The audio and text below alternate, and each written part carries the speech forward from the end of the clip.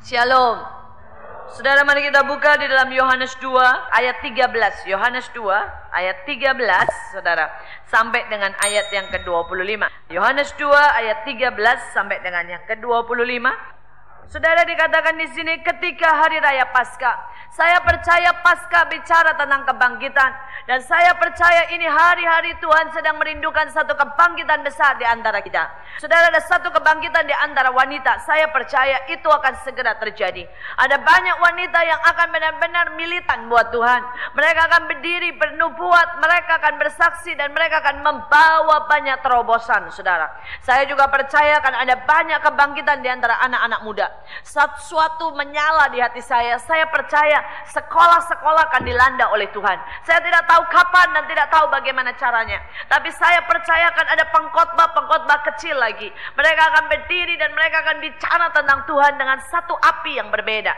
Saya juga percaya, saudara, akan ada satu kebangkitan di antara bapak-bapak. Saudara, akan ada, saudara, sesuatu yang berbeda. Bapak-bapak tidak lagi, saudara, ya, biasa-biasa saja atau fokusnya uang, tetapi mereka akan mulai menjadi imam, raja, dan nabi dimanapun mereka berada. Saudara, kebangkitan ini sedang bergerak, saudara. Walaupun kita belum lihat saudara, kita belum lihat sesuatu besar terjadi, tapi di dalam hati saya tahu sedang bergerak. Nah, kita lihat sebelum itu terjadi, sebelum itu menjadi besar, dan apakah saudara dan saya bisa ikut dalam kebangkitan itu?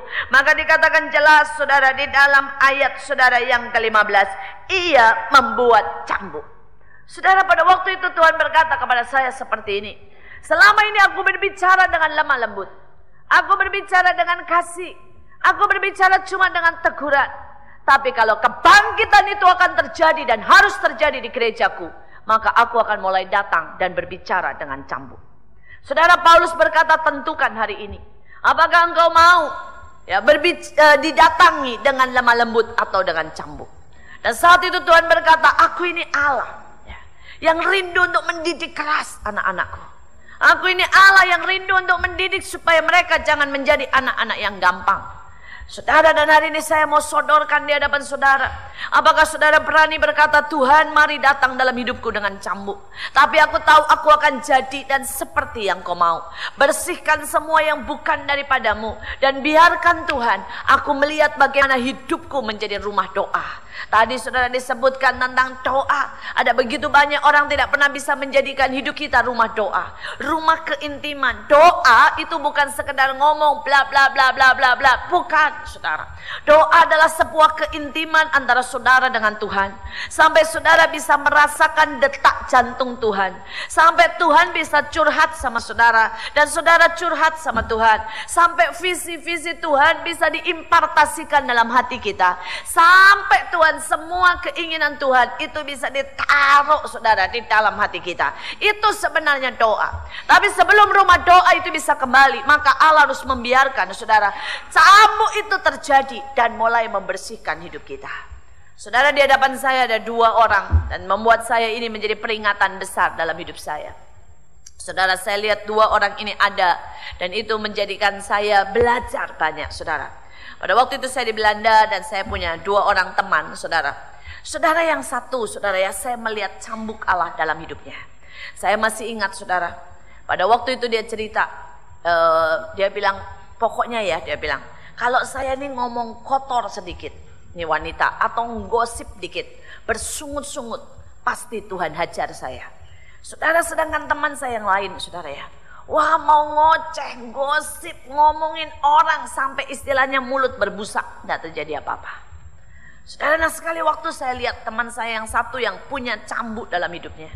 Saudara, dia itu baru sedikit bersungut-sungut, Tuhan itu mana sih, saya udah doa tidak dijawab dan sebagainya. Saudara, besok paginya, saudara, itu sariawan sampai ke tenggorokan, saudara. Sampai tidak bisa makan, sampai turun 3 kilo, saudara, ya. Saudara, dan saya lihat, wih, beda banget.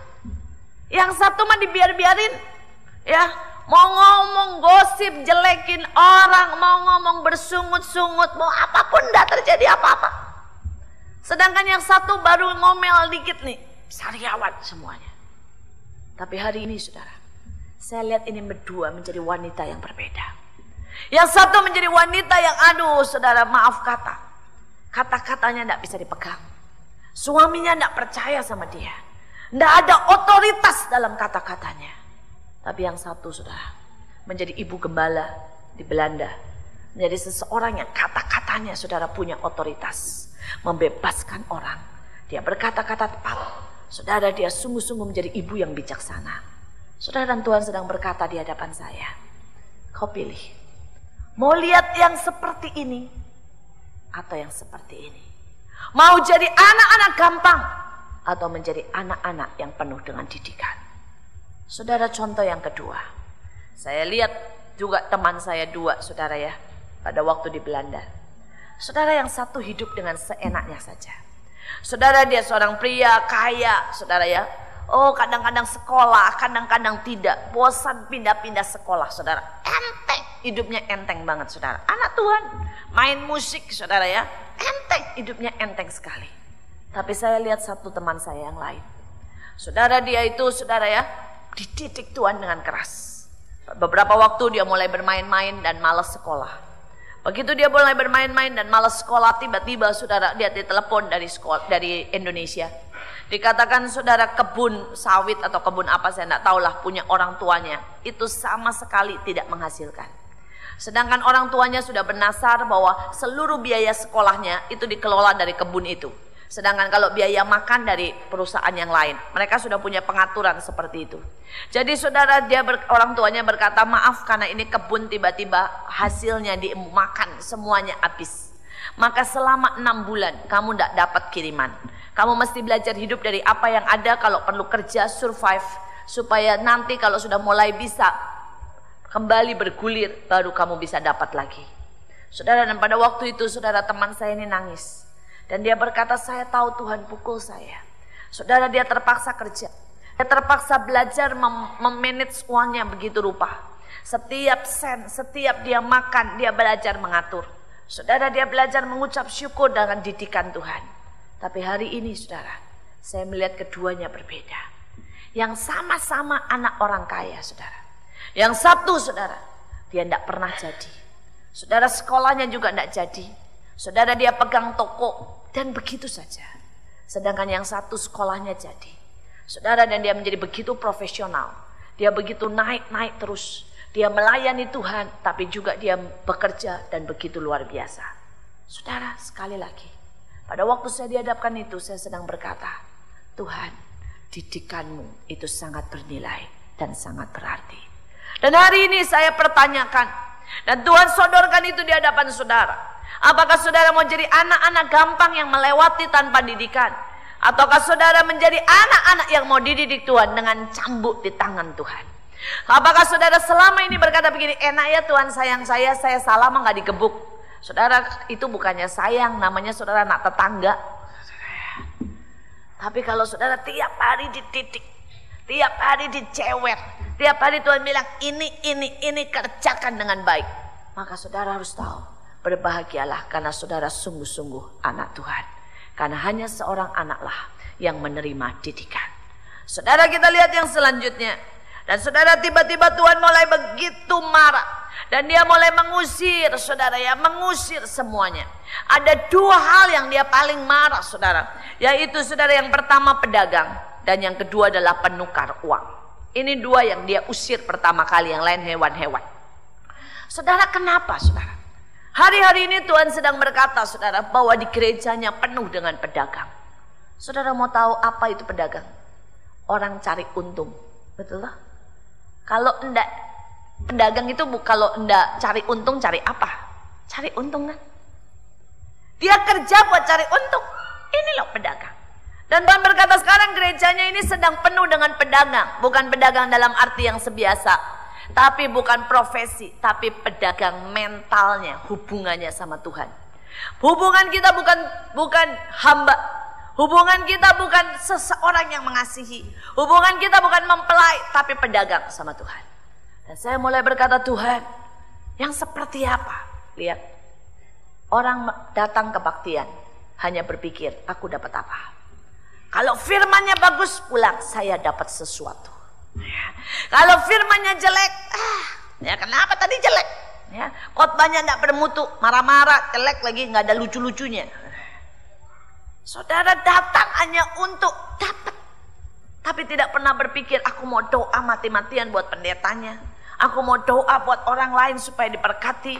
Aku mau doa supaya musik dan pujian diurapi. Aku mau doa dan memberikan pujianku sampai Tuhan tersenyum dan turun di tengah-tengah kita. Tidak terpikir. Yang penting dan datang dia berkata, aku harus dapat sesuatu. Saudara bayangkan sekarang orang masuk di dalam pelayanan. Semua berpikir aku harus dapat sesuatu. Beberapa waktu yang lalu saya ketemu dengan seseorang teman. Dan dia berkata begini, saya ini udah pelayanan habis-habisan loh di gereja itu. Saya dapat apa katanya. Masa 5 tahun saya tidak dipromosikan, tetap di sekolah minggu katanya ya. Masa saya udah 5 tahun pelayanan, PK enggak pernah naik. Di gereja lain aja PK udah sekian, di sini tetap segini. Saya diam dan saya pikir, sudah beralih. Bukan masalah pelayanan, masalah kita dapat apa. Saudara, ada seorang donatur, dia kasih cukup banyak, saudara, cukup banyak buat pembangunan gereja. Nah saudara, dan gereja itu saudara ya memasang slide untuk setiap nama-nama donatur yang beri, saudara. Dan pada waktu itu nanya enggak muncul. Dan dia tanya, saya udah nyumbang ya. Dan itu enggak muncul. Saya dapat apa? Saya di sini enggak dihormatin, mending saya pergi ke gereja lain. Loh. Kita berubah, saudara. Kita berubah. Sudah ada sesuatu yang bergeser. Bahkan saudara di dalam doa juga sama. Saudara, beberapa orang berkata kepada saya, Bu, saya bukannya nggak mau doa, Bu. Saya males, Bu, doa. Doa dapat apa? Nggak dijawab Tuhan. Ini semua mental pedagang, saudara. Masalahnya kita harus dapat sesuatu untung. Baru kita akan berkata, ya aku di situ. Saudara, tetapi Tuhan sedang muak dengan ini semua. Dia akan bawa cambuk dan mengusir itu semua. Saudara, yang Tuhan cari bukan yang seperti itu. Tapi Tuhan cari orang-orang yang kalaupun datang, dia mempersembahkan cintanya, mempersembahkan satu pujian, mempersembahkan syukur, mempersembahkan uangnya, apapun. Tapi itu semua berkata, Tuhan, aku datang tidak cari untung. Karena untuk aku selamat saja, itu sudah lebih dari untung.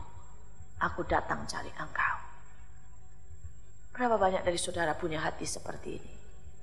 Berapa banyak dari saudara pada waktu doa, bukan masalah saudara dijawab atau tidak dijawab, tapi benar-benar saudara bisa berdoa, membuat satu keintiman dengan Tuhan. Berapa kali kita kalau melayani, bukan lagi untuk dilihat orang, tapi benar-benar kita doa mati-matian, persiapan, sampai kita berkata, Tuhan, kalau aku bisa melayani dan menjamah puluhan orang, kalau aku bisa melayani dan lihat orang-orang itu berubah, itu lebih dari cukup. Saudara, beberapa waktu yang lalu, seseorang tanya kepada saya, saudara, dia ini seorang anak yang dulunya lesbian. Saudara, dan dia punya karakter yang sangat jelek, mengerikan, saudara. Saudara, dan dia juga miskin. Sebenarnya, saudara ya, sepertinya ini anak tidak ada harapan. Saudara, pada waktu itu Tuhan mulai bicara pada saya, pegang anak ini, pegang anak ini. Berikan setiap minggu 1 kali untuk kamu pergi dengan dia. Kamu ajak dia makan. Ya, kamu ngomong tentang Tuhan. Walaupun dia tidak ngerti, terus ngomong tentang Tuhan. Ya, itu akan seperti air yang walaupun batu itu keras, lama-lama batu itu tidak lagi menjadi batu yang melukai, tapi menjadi batu yang licin. Dan Tuhan berkata, lakukan itu, lakukan itu, lakukan itu. Saudara, dan saya melakukan itu 3 tahun. Saudara, sampai akhirnya anak ini sungguh-sungguh mulai diubahkan. Belum total diubahkan. Tetap batu, saudara. Tetap keras, saudara. Tetapi batu ini lebih tidak menyakiti, saudara. Saudara, batu ini sudah bisa menikah. Sudah bisa punya anak, saudara.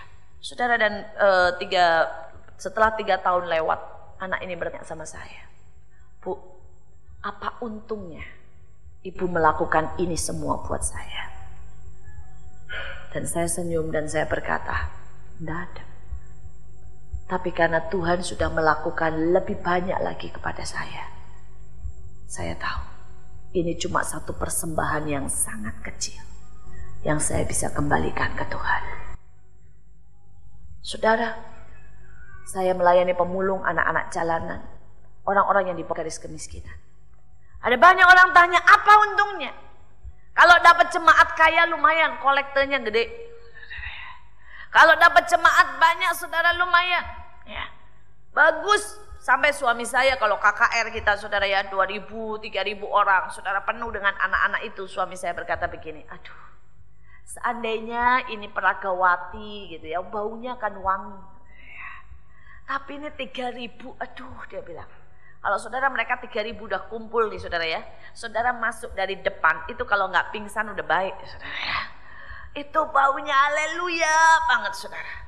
Dan nanti kalau sudah ke saudara pelukin mereka karena after call, nangis.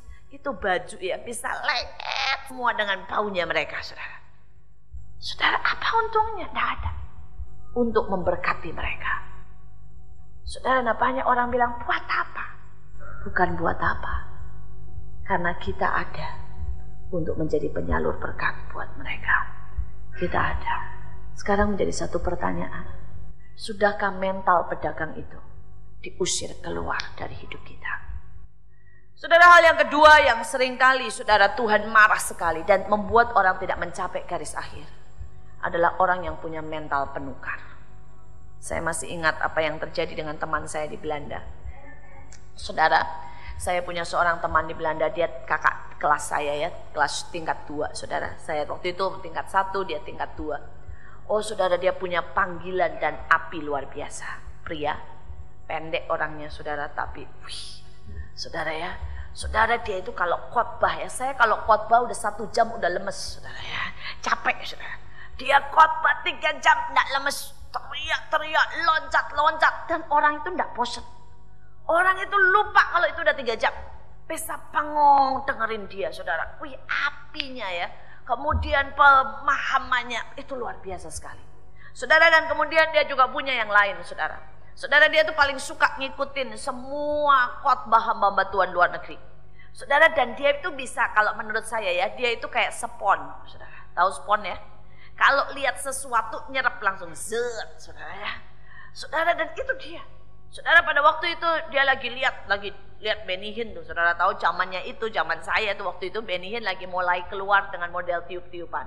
Jadi belum langsung banyak, tapi orang di depan misalnya 10, terus Benny Hinn tiup, langsung pak gitu, saudara ya.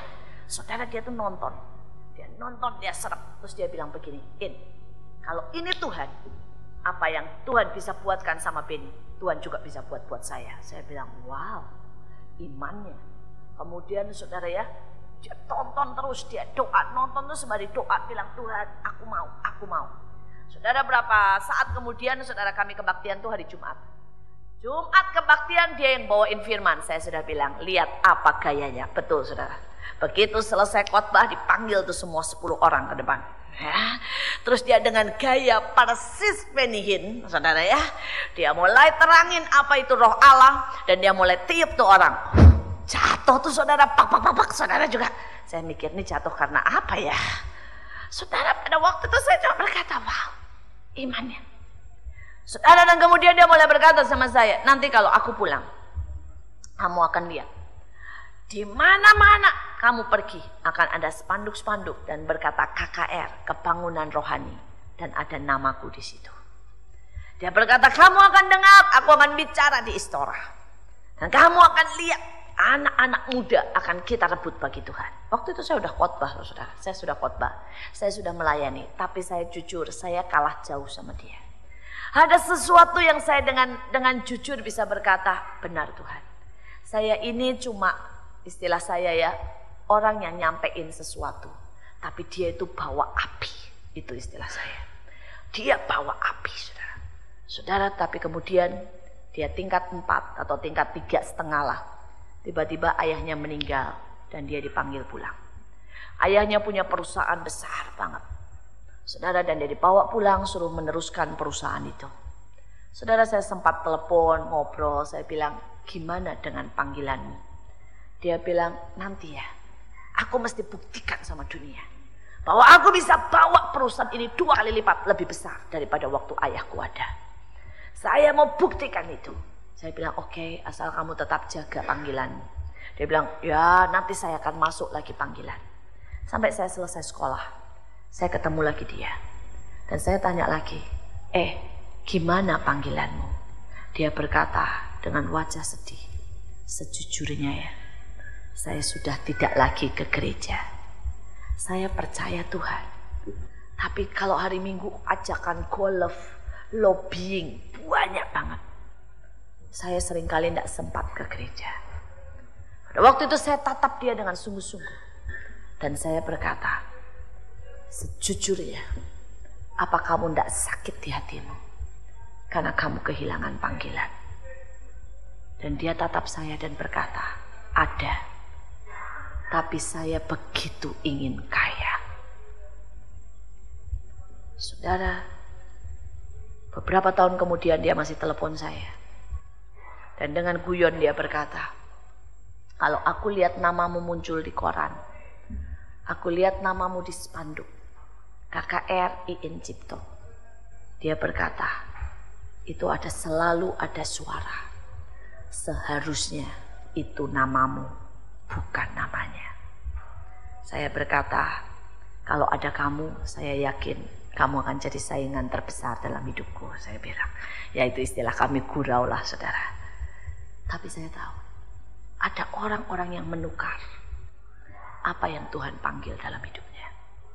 Saudara, dan ada banyak orang yang selalu berbuat. Saya ketemu remaja-remaja, pemimpin-pemimpin pujian yang begitu cinta Tuhan. Begitu ada seseorang yang mengasihi, yang menyintai dia dalam tanda kutip walaupun bukan Kristen, kena, ditukar. Saya ketemu saudara dengan orang-orang tua yang sebenarnya tidak pernah tahu panggilan anaknya dan memaksakan panggilannya. Saudara, ini semua penukar-penukar. Ini semua penukar-penukar. Saya berdoa supaya hari ini saudara bisa keluar dari mental penukar.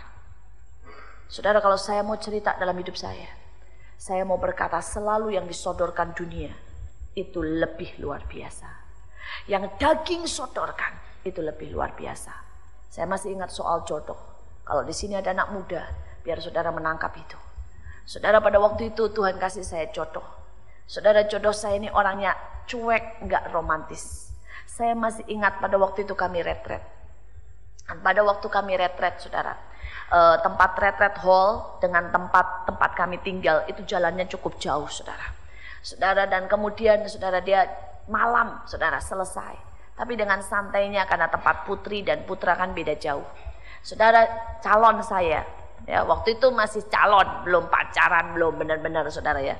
Dia dengan santainya berkata sama saya, kamu bisa jalan sendiri kan? Ya ada malaikat lah yang nemenin, katanya. Walaupun itu jauh dan gelap, saudara. Kemudian datanglah seseorang yang disodorkan oleh dunia atau daging. Anak Tuhan, jangan dipikir nggak anak Tuhan. Saudara, dia berkata sama saya, aku nggak tega kamu jalan. Dan dia memang punya mobil kaya, saudara. Sedangkan orang yang saya tahu Tuhan kasih buat saya itu naik sepeda. Saudara, jadi bedanya banyak banget. Satu naik sepeda, satu naik mobil, saudara ya. Saudara, ini yang naik mobil, saudara, dia tiap pagi.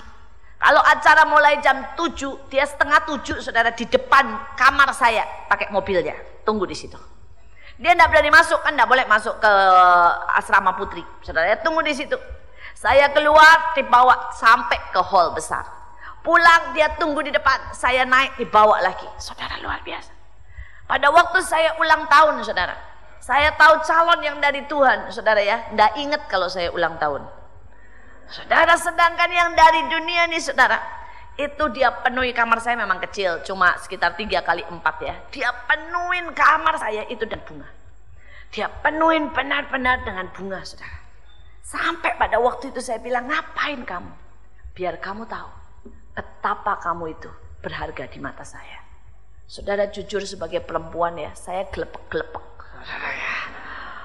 Ya, rayuannya itu, aduh, makanya di sini kan hari ini hari wanita ya. Bapak-bapak biar bagaimana ya, wanita itu butuh dirayu, saudara ya. Saudara mau segombal apapun wanita suka banget, saudara ya. Saudara, walaupun istri saudara gendut, saudara bilang, mah di depanku ya kamu itu ndak gendut, tapi pas, pokoknya tetap aja suka, saudara. Saudara sayang seringkali pria tidak tahu kebutuhan wanita. Ya, wanita itu sangat butuh dipuji, dirayu, saudara, dilayani. Bukan berarti dilayani dalam arti dia masakin, diambilin, enggak. Tapi coba dilayani emosi kami, saudara. Seringkali kalau wanita, saudara ya, sudah mulai ngomel, nangis, saudara, wah, pria malah berkata, ih cerewet banget sih, gue udah gak tahan dengan omelannya. Padahal kalau sudah mulai ngomel itu kurang sentuhan. Jadi saudara harus tahu itu alarm bunyi, saudara ya, bunyi kurang sentuhan, nah, itu ya. Seharusnya saudara ngerti, yang pria-pria saudara, tapi seringkali nggak ngerti saudara. Jadi dipikir karena cerewet, rame, dia pergi menjauh, makin rame, saudara ya. Karena problemnya tidak di situ, saudara. Nah, saudara kemudian juga, kalau wanita sudah mulai curhat, saudara ya. Sudah mulai curhat, saudara, oh papa begini, lihat pembantu begini-begini. Pasti pria berusaha memberi solusi.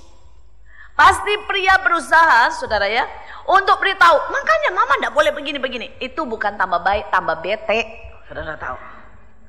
Pada waktu wanita seperti itu, dia tidak butuh dikuliahi. Wanita butuh dibenarkan, ya, dipeluk aja. Pelukan saudara menyelesaikan lebih banyak masalah daripada kuliah saudara, percayalah. Karena yang berdiri di sini wanita, mumpung hari wanita. Ya, saudara. Satu lagi tips. Kalau nanti lebaran, bentar lagi kan lebaran ya, 2 bulan lagi, pembantu nggak ada semuanya, ya. Terus kemudian saudara ya, nanti bapak-bapak mesti tanya begini, Ma perlu dibantuin? Yang perempuan jawabnya begini, nggak usah, ya. Terus bapaknya bilang sama saya, kenapa sih? Saya udah nanya, dia bilang nggak usah. Malam cembetut, kecapean. Saya nggak ngerti loh wanita. Karena saudara nggak ngerti, bukan nggak usah. Jawabannya harusnya begini, nggak usah nanya, langsung aja kerjain kalau mau. Saudara, karena ada begitu banyak saudara bahasa wanita yang tidak pernah dimengerti oleh pria. Satu lagi mau? Satu lagi, kan ini pembela wanita. Saya berdiri di hadapan saudara sebagai pembela wanita hari ini. Nanti kalau ada hari bapak lain pak, saya akan menjadi pembela pria buat kaum wanita. Nah ya, saudara, seringkali saya kemarin dulu beberapa waktu yang lalu saudara, seorang gembala sidang, ya pendeta lah saudara, datang ke saya dan berkata, saya tuh nggak ngerti loh bu sama istri saya. Saya bilang kenapa? Saya pulang malam pelayanan ya. Malam rapat sampai jam 11-12. Saya lihat istri saya udah tidur. Ya udah toh, saya nak mau ganggu. Jadi saya pelan-pelan gosok gigi, saya tidur. Ya jauh-jauh dari dia supaya tidak ganggu dia. Besoknya saya didiemin 1 hari. Setiap kali saya lagi capek-capeknya pelayanan, ya saya nak mau ganggu, dia selalu begitu. Dia bilang apa sih yang masalahnya? Saya senyum langsung berkata begini, Bapak salah besar. Saya bilang, dia bilang salahnya di mana? Perempuan itu ya setidur nyenyak kayak apapun. Begitu suaminya datang, otomatis alarmnya bunyi, pasti melek. Saudara. Kalaupun dia pura-pura tidur, itu artinya gini, lu sentuh aku, cium aku, atau lu nggak peduli. Saudara. Ya, itu ujian buat bapak-bapak. Ya. Dan kalau bapak-bapak tidak sentuh, dia berkata, oke, silahkan rapat terus, silahkan kerja terus, dan engkau sudah lupa saya, oke, saya juga bisa cuekin kamu. Itu cara wanita berpikir. Saudara, jadi ya kalau misalnya bapak-bapak pulang walaupun malam, ya cium dia, berikan perhatian sedikit aja. Biarkan dia tidur terus, tapi cium, tunjukkan ya, bahwa istrimu tetap menjadi yang nomor 1 dalam hidupmu. Maka keluargamu akan luar biasa. Amin. Ada istilah Epcol ini. Epcol yang disebut bapak dari pria sejati berkata, kalau engkau bapak-bapak bisa membuat istri bahagia, maka rumahmu akan jadi istana. Tapi engkau bapak-bapak, kalau engkau tidak bisa membuat istrimu bahagia, maka rumahmu akan jadi neraka. Jadi pilihan di tangan bapak-bapak, bukan di tangan para wanita. Ya. Saudara, kembali sekarang. Saudara kembali kepada hal ini, saudara. Saya berdoa supaya setiap dari kita bisa dengan sungguh-sungguh memberikan cinta di dalam gereja, di dalam rumah tangga. maka itu akan berbeda. Karena kita lihat ayat yang ke-17. Maka teringatlah murid-muridnya bahwa ada tertulis, cinta untuk rumahmu menghanguskan aku. Saudara, kata-kata cinta di sini, saudara ya, artinya adalah satu gelora sampai badannya ini habis ludes, saudara, dibakar karena cinta. Saudara, dan sebenarnya ini harus ada. Saudara, di dalam hidup kita, di dalam gereja, ya, kalau ada cinta, saudara, maka saudara lihat pada zaman-zaman, saudara, zaman Wales, zamannya, saudara ya, bagaimana orang dilawat Tuhan, Maria Ether, saudara. Zamannya Kathryn Kuhlman. Saudara, orang bisa tahan 4 jam, 5 jam. Kenapa? Ada cinta. Tapi sekarang khotbah menjelang 1 jam, jemaat kasih kode sama pendeta, pura-pura lihat jam semuanya. Yang di sini kelihatan, oh artinya bilang, Bu turun, udah jam segini. Saudara, kenapa? Udah tidak ada cinta. Saudara, kalau saudara ya lihat, zaman dulu orang, saudara, berlomba-lomba kasih duitnya, jual rumahnya, kasih duitnya di depan para rasul, betul? Sekarang begitu kolektor buka dompet cari yang paling kecil. Saudara, kenapa? Sudah tidak ada cinta. Dulu, saudara, Alkitab berkata kalau mereka doa menyembah, goyang. Sekarang mau sampai musiknya goyang, hati kita pun tidak bergoyang. Kenapa? Tidak ada cinta. Dulu kalau bisa menderita buat Tuhan, mereka berkata kebanggaan kalau bisa menderita. Kalau bisa disesah, mereka pulang di ayat yang dikatakan, maka bersukacitalah mereka, karena mereka dianggap layak untuk menderita bagi Tuhan. Sekarang orang berlomba-lomba berkata, pakai hikmat dong, supaya kita tidak ketahuan kalau kita Kristen. Kenapa? Karena tidak ada cinta.